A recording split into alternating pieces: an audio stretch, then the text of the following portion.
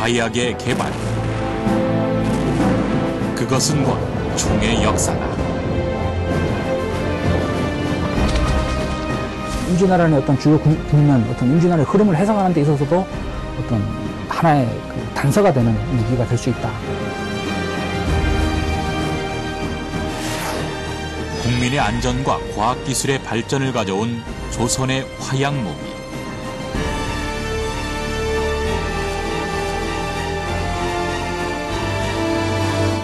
압도적인 화력을 퍼부을 수 있다.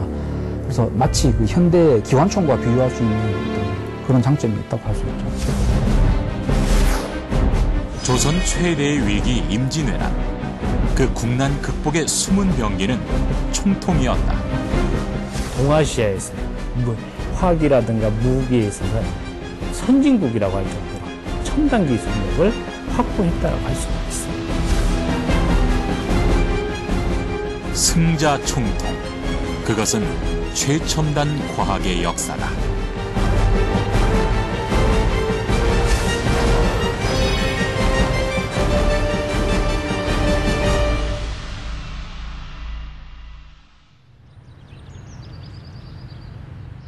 (2012년) 진도 앞바다.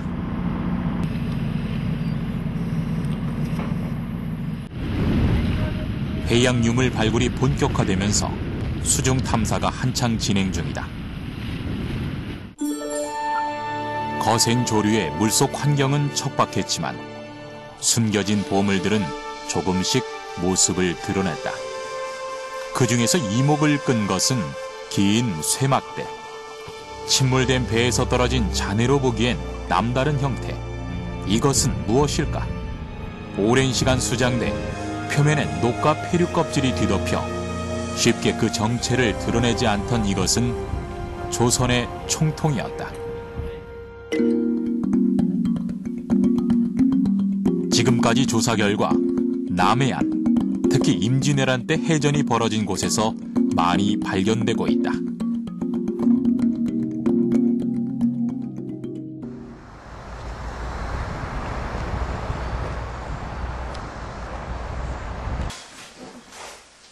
우리나라의 무기는 검과 활이 대표적이다. 그런데 바다에서 총통이 많이 발견된 이유는 뭘까?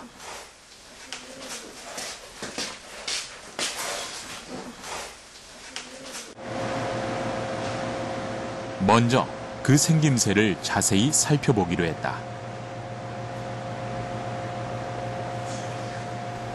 이 부분, 이쪽 부분까지가 병부고 이쪽 부분이 약실, 그리고 이쪽 부분이 바로 통신, 총신 이쪽 부분이 되겠네. 그리고 이쪽 부분이 지금 약선혈, 심지를 끼웠던 것으로 보이고요. 그리고 재밌는 게 지금 영문인데 세로로 말령 무자년. 형태와 문헌 등을 비교한 결과 이것은 조선시대 개인용 화기인 소소승자 총통이었다.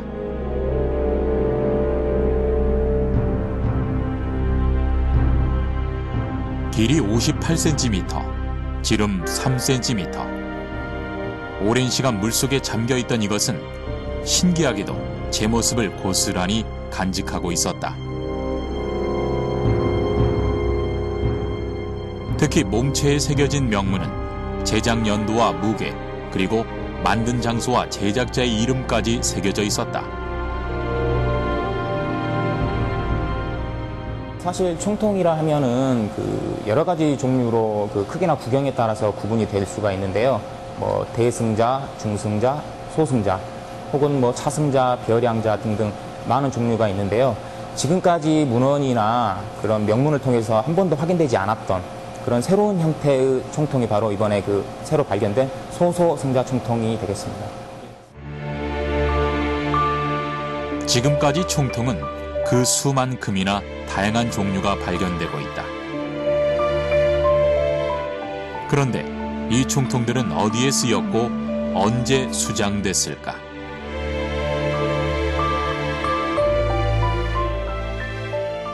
일단은 그 만료무자년이 1588년인데 일단 시기적으로는 임진왜란 시기랑 일단은 제일 인접한 시기입니다.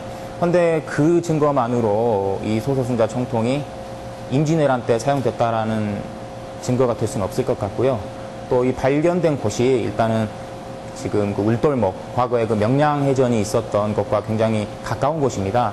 그래서 적어도 이 좌영에서 만들어진 총통이 이 우영 관할 해역에서 지금 발견이 됐기 때문에 아무래도 이 소소승자 총통은 그 전투를 통해서 바닷속에 빠진 것으로 추정이 되는데 아무래도 임진왜란 혹은 명량해전에서 사용됐다라고도 일단은 현재로서는 추정할 수가 있을 것 같습니다.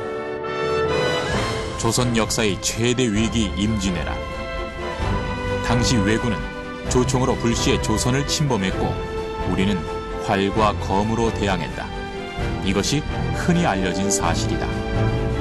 하지만 그 현장에 조선의 병기, 총통이 있었다. 이것은 무엇을 의미하는 걸까?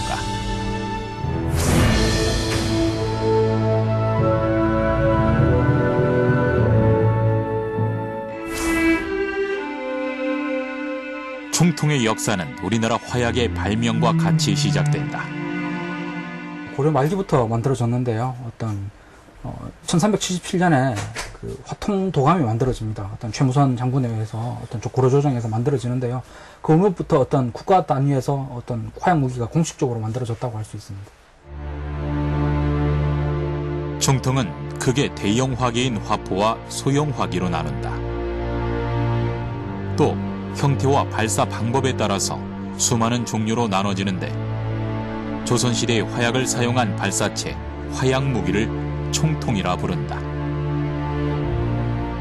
처음 총통이 개발됐을 땐 당시 주무기인 활과 뗄 수 없었고 조준 무기가 아닌 발사체로 활의 보조적인 역할을 했다.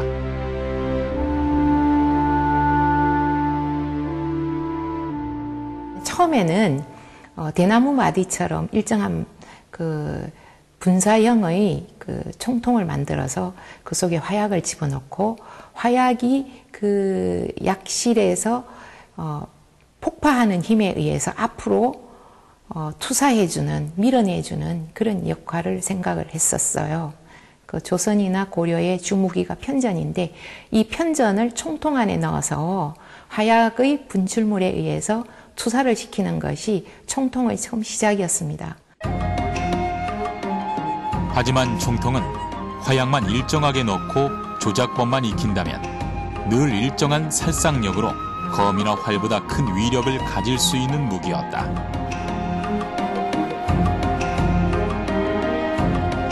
이런 장점을 알고 총통 개발에 적극 매진한 이가 바로 세종이었다.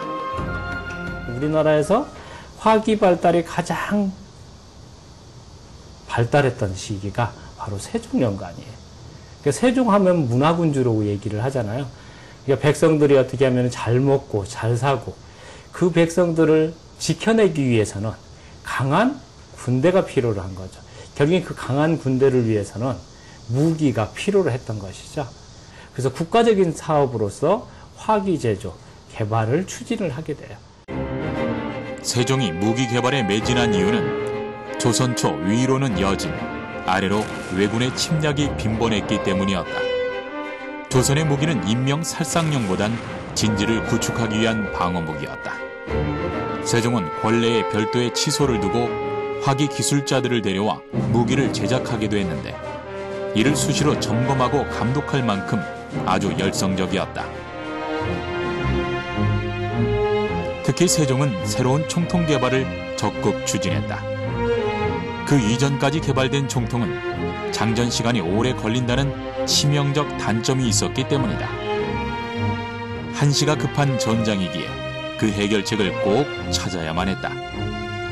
총통의 일발 다정법을 통해서 결국에 이제 그런 속사의 기능까지 한 번에 여러 방을 살상시킬 수 있는 그런 효과까지도 거두려고 했던 것이 바로 이제 이 총통이라고 할 수가 있죠. 그래서 이 일반 다정법 같은 경우는 세종 때 개발된 화기 제조 기술 중에서 가장 어떻게 보면 핵심적인 기술 중에 하나라고 할 수가 있습니다. 그렇게 만들어진 것이 사전 총통과 신제 총통. 이전까지 만들어진 조선의 총통은 중국의 화기를 모방해 제조했는데 세종 때 비로소 독자적인 조선의 총통 제작 기술을 완성한 것이다.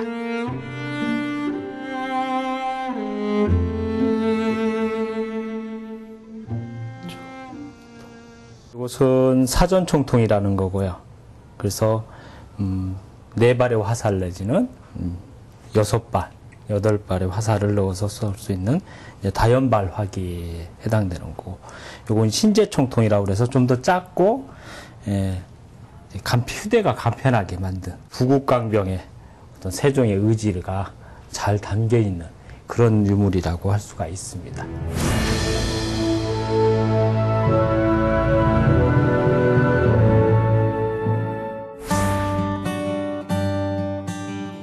세종 이후에도 조선의 총통 개발은 계속 진행된다. 청계천 복구공사 당시 조선시대 군기 제조를 관할하던 군기 시터가 발견됐다. 당시 만들었던 무기들과 그 제작 현장이 보존된 채 지금도 연구가 진행 중이다. 특히 총통류가 여럿 발굴됐는데 이처럼 바다와 육지 곳곳에서 발굴될 만큼 당시 총통 개발이 활발히 이루어졌음을 알 수 있다.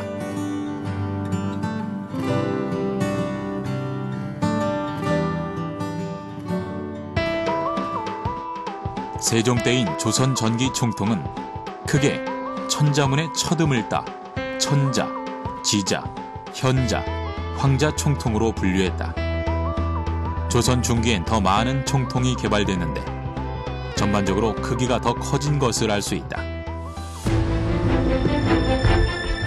이렇게 무기의 개발은 지속됐지만 오래도록 평화로웠던 조선은 임진왜란을 예견할 수 없었다. 당시 왜군은 조총으로 순식간에 조선을 침범했고 조선은 속수무책이었다. 하지만 이내 곧 조선의 반격이 시작됐다. 당시 조선의 바다를 지킨 이순신은 3가지 무기가 있었다. 첫 번째는 거북선이라 불리는 판옥선. 두 번째는 지형과 조류를 활용한 전술. 그리고 또 하나, 판옥선에 숨겨진 무기, 바로 총통이었다.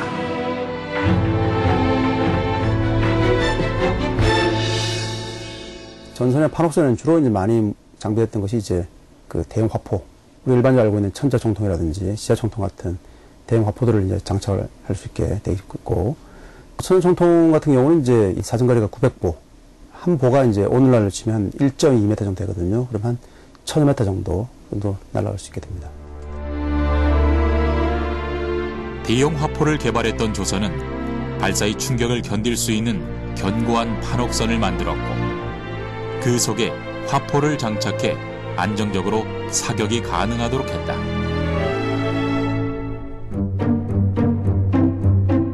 임진왜란 이후 조선은 조총의 도입과 함께 소형 총통 개발에 더욱더 힘썼는데 이때 개발된 것은 주로 길이 50cm, 구경 30mm 미만의 소총이 개발됐다. 우리나라 총통은 크게 나무를 끼우는 자루구멍과 약통, 화약이 나가는 부리로 구분된다.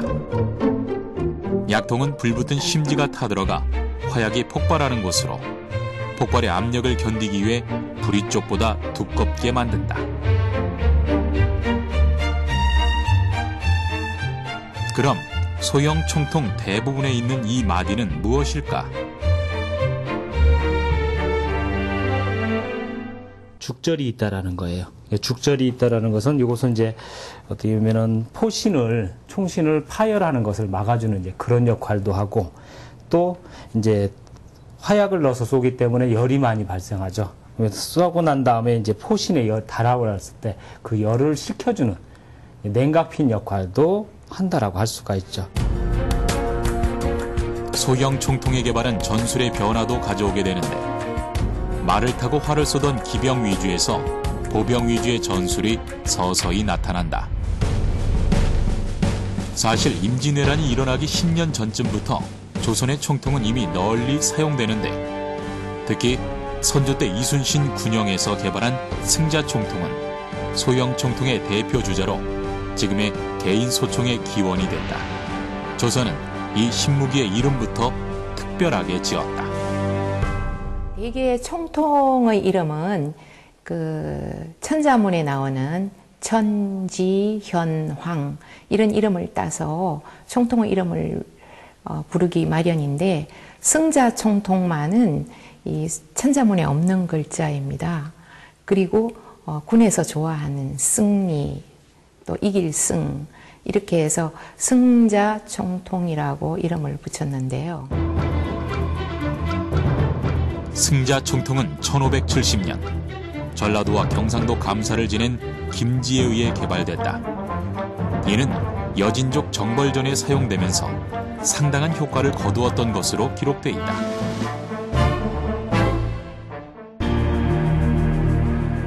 그럼 승자 총통은 어떤 점이 특별했을까?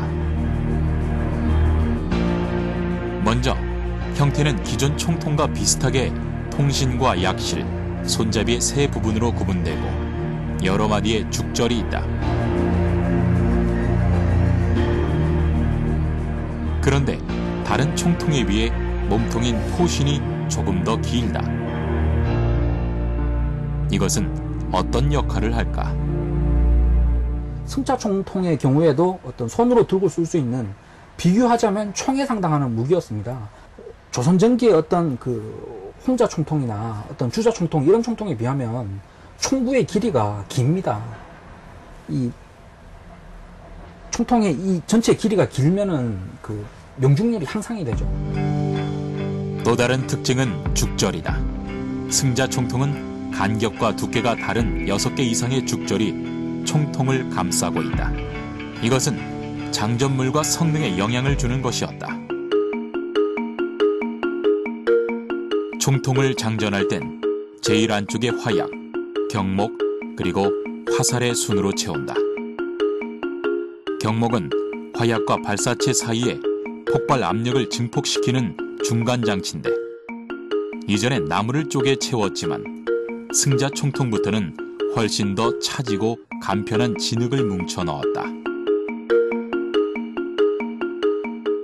굉장히 바쁘고 진지한 아주 그 전쟁을 수행할 때는 경목을 찾느라고 굉장히 혼나는 그런 것을 그 경험을 토대 삼아서 이제는 경목을 끼우지 않고 땅에 있는 진흙, 찰흙으로 이 경목을 대신하는 그런 역할을 하는 것이 바로 토격형 총통인데 이 승자 총통이 바로 토격형 총통이 되겠습니다.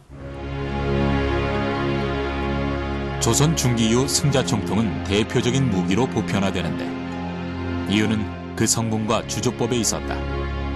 당시 총통들은 대부분 철과 구리로 만들었다. 승자 총통도 마찬가지였지만 차이는 그 배합에 있었다. 승자 총통의 주성분은 구리 합금입니다. 그래서 구리, 주석, 납이 합금이 되고요. 그 함량은 한 구리를 94, 주석을 3, 그리고 납을 3 정도 섞어서 그렇게 만들었던 것으로 그렇게 분석 결과가 좀 다 밝혀지고 있습니다. 승자 총통의 제작 방법은 청동을 이용해서 형틀에 부어 굳히는 주조법이었다. 거푸집을 만들어 구리 합금 용탕을 붓고 굳힌 후에 식으면 분리시켜 완성하는 것이다. 이는 주로 소형 총통에 이용됐는데 당시 가장 보편화된 제조법이었다. 주조라는 것은 대량 생산 체계에 가장 적합한 기술이기도 하고요. 또 한 가지는 주조에 할 경우에 괜히 규격화할 수 있는 더 장점이 있습니다.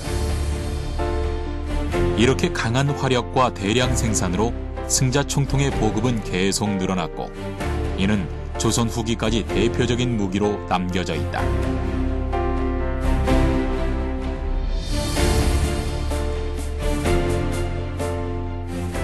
승자 총통은 그 이전의 총통에 비해서 형태는 비슷하게 나타날지 몰라도 그런 기술적인 부분들이 한 단계 더 업그레이드된 그런 이제 총통이라고 할 수가 있는 것이고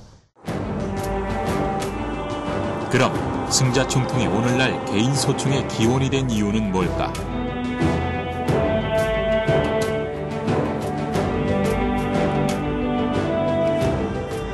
화력은 훨씬 막강하지만 조선 초기의 다른 총통과 마찬가지로 승자총통도 처음에는 화살을 장전했다.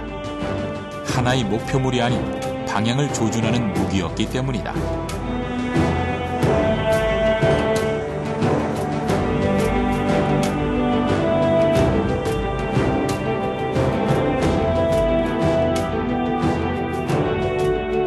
파괴력이 아주 대단했었고요.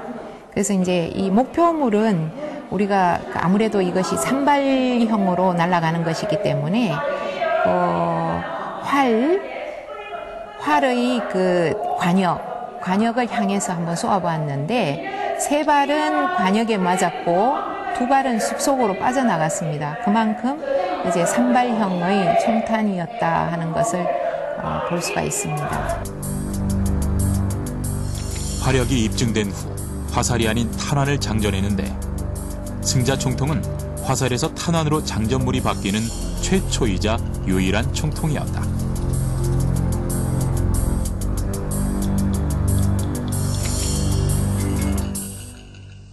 그럼 당시 장전한 탄환은 어떤 것이었을까?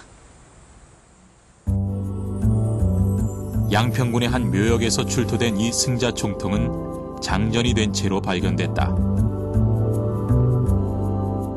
지금은 총통과 분리해 보관하고 있는데 장전물을 살펴보니 흙과 화약 그리고 납으로 만든 탄환인 납환이 들어있었다.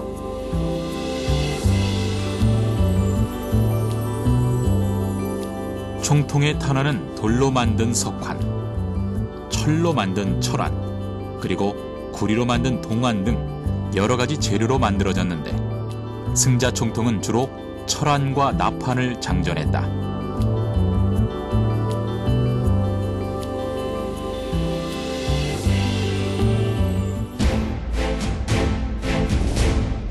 기록으로는 승자 총통 한 자루엔 철환이 15개가 들어가는데 이는 한 번 장전에 15발을 동시에 쏠 수 있다는 것이다.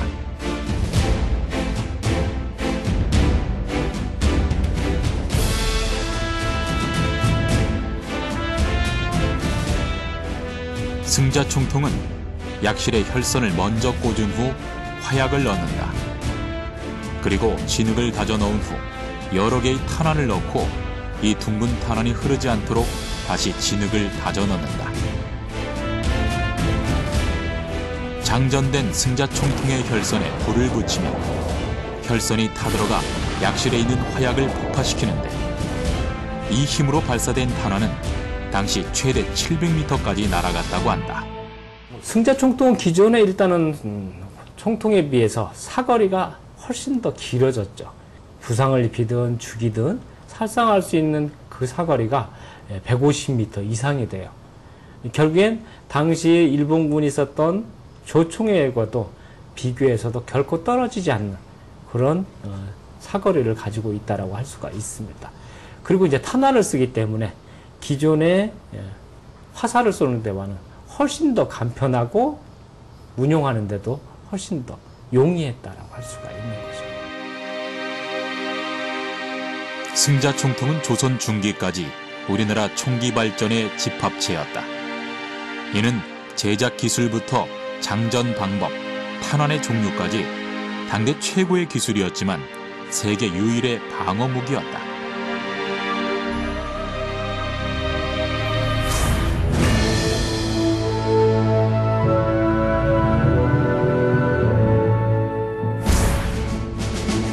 이 그림은 1580년 여진족이 식량을 약탈하기 위해 쳐들어온 니탄계의 난을 그린 기록화다.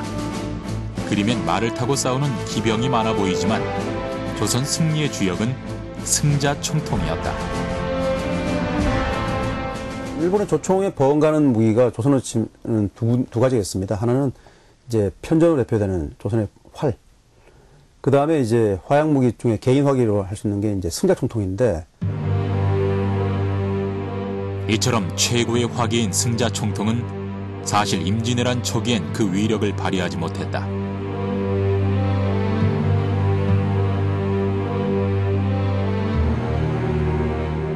승자총통이 쇠퇴하게 된 원인 중에 하나가 그 빨리 발사가 가능한 조총이 등장하기 때문입니다. 승자총통은 움직이는 물체를 향하여 쏠 수가 없습니다. 왜냐하면 예를 들어서 만약에 새 한 마리를 조준을 해서 승자총통을 겨누어서 사격을 하려고 하면 혈선은 계속 타들어가고 새는 제 마음대로 움직이게 됩니다.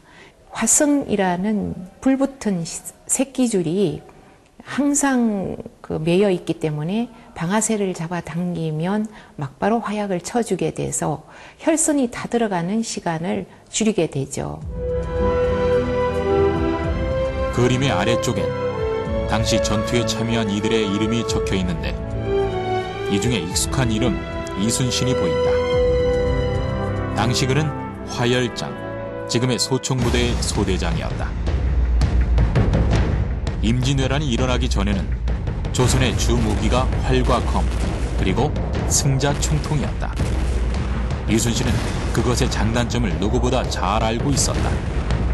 때문에 임진왜란이 발발한 후 전장에선 대형 총통을 선두로 했지만 그런 중에도 승자총통의 장점을 활용한 무기를 개발하기 위해 많은 노력을 했다. 이때 당시에 사용한 총이 바로 승자총통이기 때문에 승자총통으로서 소대장을 한 그런 경험을 가진 장수라는 것을 우리가 쉽게 생각할 수가 있겠습니다. 그리고 이제 나중에 임진왜란 때에는 물론 이 승자총통의 그 승자 계열의 총통을 많이 변형해서 사용하게 되고요. 급기야는 이제 소승자총통처럼 승자총통과 조총의 장점을 따서 이렇게 만들었던 그런 그 전력도 있다고 봅니다. 승자총통은 계속해서 개량되고 발전하게 되는데 지금까지 확인된 바론 총구수와 크기에 따라 총 8가지가 전해지고 있다.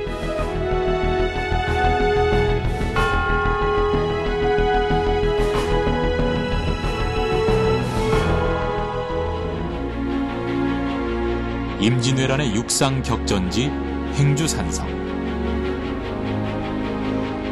행주치마 일화로 알려진 이곳은 사실 살구나무 행, 골주자로 살구나무 마을이 있었던 곳이다. 그 이름과 달리 지금은 임진왜란에 치열했던 전장으로 기억되는 곳이기도 하다.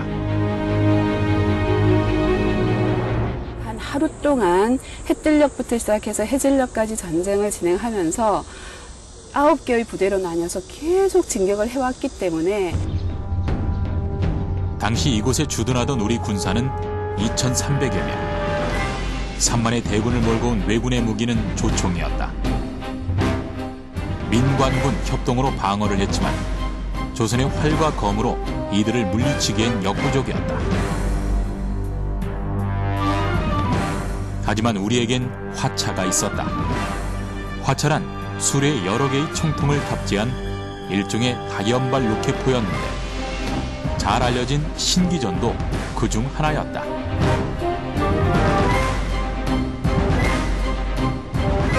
화차는 크게 두 종류로 나눌 수 있는데요. 하나는 그 현대의 그 로켓에 비유할 수 있는 어떤 신기전 같은 무기를 탑재하는 화차가 있고요. 또 한편으로는 현대의 어떤 총에 비유할 수 있는 승자총통이나 조총 같은 무기를 탑재하는 화차가 있습니다. 화차는 최무선 장군의 아들인 최해산이 이미 화약 무기를 수레 위에 탑재한 화차를 처음 만들었다고 전해진다.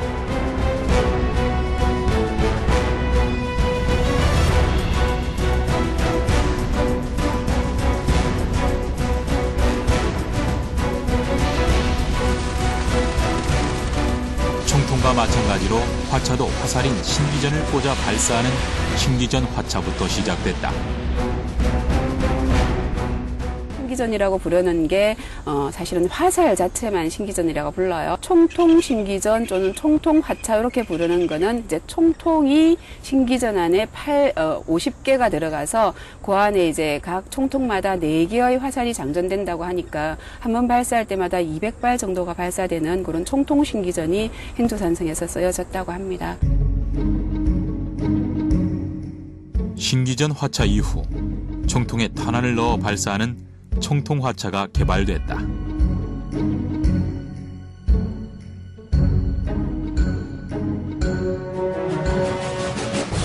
화차 한 대에 10여 개에서 수십 개의 총통이 탑재되는데 그 크기와 두께가 다른 총통들을 하나씩 끼워 열을 맞추고 각 열마다 고정판을 대 조립하는 형태였다. 이는 화살에 비해 살상력과 파괴력을 월등히 높이는 또 하나의 신무기였다.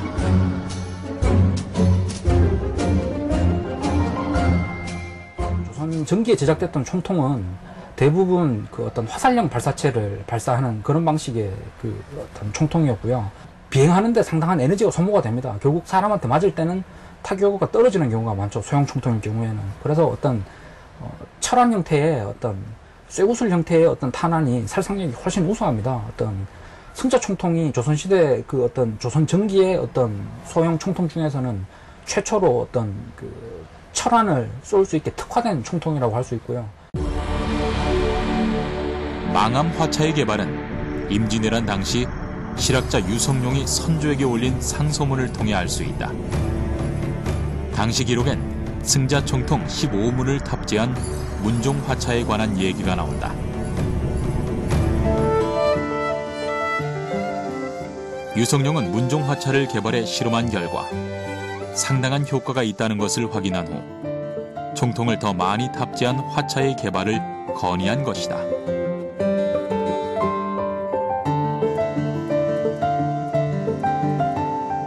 조선 전기의 다른 총통보다는 명중률이 좋았고, 그리고 화살이 아니라 어떤 철로 된 탄환, 철환을 쏘는데 좀 더 특화된 총통이었기 때문에 어떤 그 두 가지 장점이 어느 정도 있는 무기였기 때문에 어떤 이 승자 총통의 위력을 극대화할 수 있는 어떤 운용법을 찾아 고민을 했을 것 같고, 그 결과물이 망암 화차가 아니었나 저는 그렇게 생각을 합니다. 망암 화차는 율곡의 수제자였던 망암 변희중에 의해 개발됐다. 후손에 의해 전해지는 도면으로 복원한 망암 화차는 기존의 화차와 확연히 다른 모습이었다. 내부가 보이지 않는 큰 방어막에 삼면에 총구가 뚫려 있어 보기에도 그 위험이 느껴진다.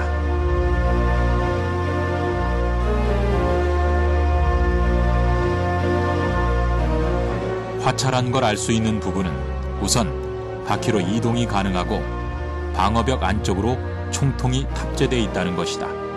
그 가운데엔 군인 2~3명 정도가 들어갈 수 있는데 이들이 장전하는 총통이 바로 승자 총통이다. 망암 화차엔 승자 총통 40문이 탑재되어 있다. 망암 변희중 화차 같은 경우는 단순하게 승자 총통으로 변한 것뿐만 아니라 구조도 변하게 돼요. 그러니까 기존의 화차 같은 경우는 발사를 할 때 화차를 운용하는 병사들이 적의 사격권에 그대로 노출되어 있죠. 그러니까 병사들이 그 화차 안에 들어갈 수 있게끔 박스형 구조로 만들어 놓고 안에서 적의 사격에서 보호된 상태로 병사들이 사격이 가능하게끔 만들어 놓은 거죠. 지금의 어떤 탱크 전방에 배치돼서 적이 오는 길목에다 딱 배치해 놓고서 적이 돌지 거기에 누가 몇 명이 들어가 있는지 거기에 어떤 무기가 장착이 되어 있는지 모른다는 거죠. 포구는 앞면에 14개, 양측에 각각 13개씩이 뚫려 총 40개가 승자 총통과 연결돼 있다. 이는 화차의 성능을 극대화시키는 구조로 문종 화차는 정면만 사격이 가능한 데 비해 망암 화차는 3면으로 사격이 가능했던 것이다. 기존의 화차가 무기의 활용만을 위한 거라면 망암 화차는 우리 군을 보호하고 화력도 끌어올리는 일석이조의 발명품이었다.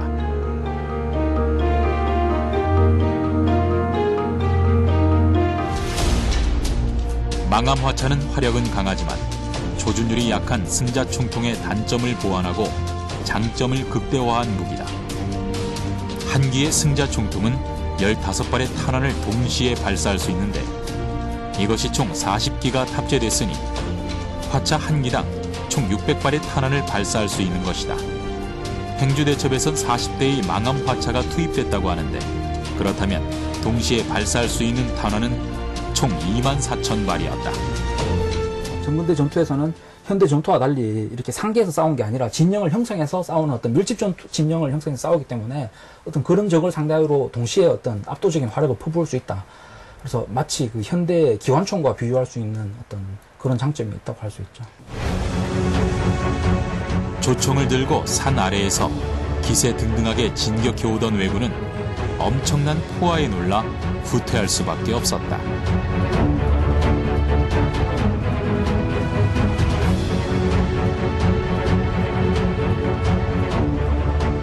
다양한 종류의 화약 무기를 사용한다는 건 일본군도 경험이 있었겠지만 어떤 다른 전투에서 어떤 그런 식의 방식의 화차를 대량으로 사용한 전투가 조선군이 없었기 때문에 행주산성 전투에서 어떤 그 망암 화차가 그렇게 대규모로 운영이 됐다면 일본군 입장에서는 어떤 참 이례적인 상황, 어떤 자기들의 예측 범위를 벗어나는 어떤 돌발적인 상황이라고 느끼고 어떤 되게 그 전투의 어떤 일본군이 그 물리적인 타격 못지않게 심리적으로도 위축되는 어떤 요인이 되지 않았을까 그렇게 생각을 합니다.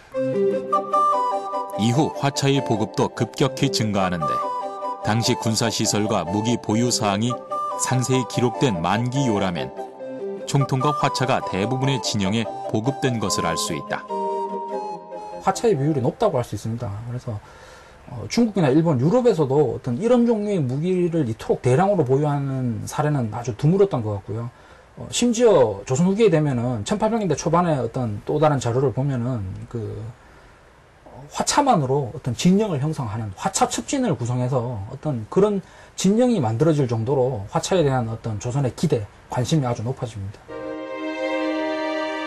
화차는 동양은 물론 서양에도 비슷한 형태로 존재하고 있었다. 하지만 조선의 화차는 그들보다 훨씬 앞섰고 더 많이 보급이 됐다. 일본에서는 일단 그 임진왜란 당시까지도 일단 유사한 종류의 무기는 없었고요. 중국 같은 경우에는 어떤 가화전차라든지 몇 종류의 화차가 분명히 있습니다. 근데 이제 그 대부분의 화차들이 우리나라 화차 중에서 어떤 문종 신기전 화차, 그러니까 어떤 로켓을 발사하는 형태의 어떤 그런 화차에 가까웠고요. 총통을 발사하는 식의 화차는 우리보다 좀 더 적게 사용했던 것 같고요. 조선이 훨씬 더 그 중국보다도 어떤 화차의 그 운용상의 전통이 더 강했다고 평가할 수 있습니다. 조총과 화차, 총통. 행주대첩은 동양의 최신식 무기들이 총집결된 전쟁이었다. 그 전쟁에서 승리할 수 있었던 조선의 숨겨진 무기는 바로 승자 총통이었다. 이 임진왜란 이전에는 그야말로 우리나라의 화기 기술이 병장기의 그 기술이 일본에 못지 않았습니다. 그런데 그 일본이 이제 그 유신을 하면서 소위 그 서구에서 이 조총이라는 것을 반입을 해가지고 일본군이 우리나라에 왔을 때는 조총으로 무장한 상태였었거든요. 그러게 완전히 상황이 바뀌었죠. 우리는 그때 최신 무기라고 하는 것이 승자총통입니다. 임진왜란은 장수들의 전략과 우리 백성들의 기지, 그리고 16세기 첨단 무기의 실전 경험장이었다.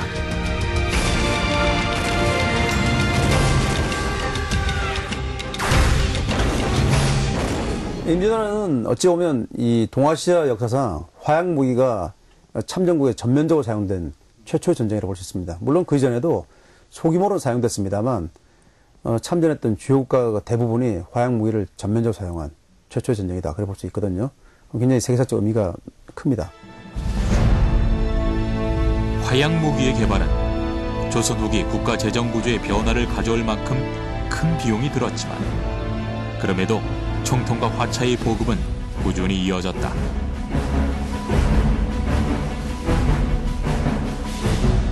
국민의 안전을 위해 나라가 준비했던 방어수단, 그중 하나가 최첨단 무기였기 때문이다.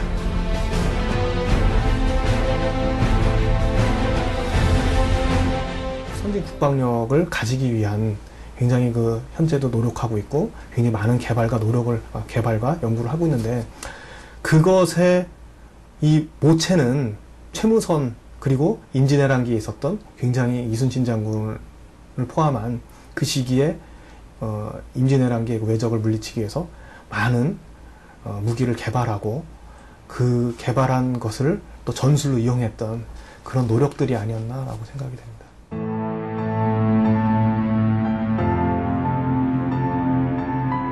끊임없는 외세의 침입에 대항하기 위한 방어 무기.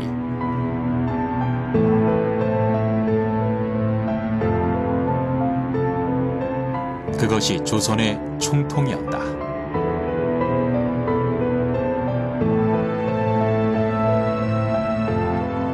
그 당시에 우리 선조들은 어떻게 보면 적의 침입으로부터 익숙하지 않았던 무기를 가지고서 전장에 나가서 싸울 수밖에 없죠.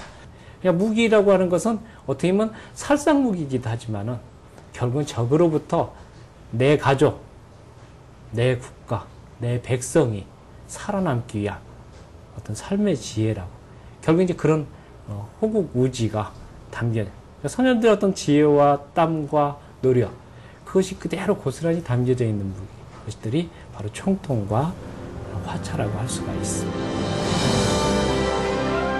백성의 안전과 나라의 발전을 위한 조선의 무기혁명.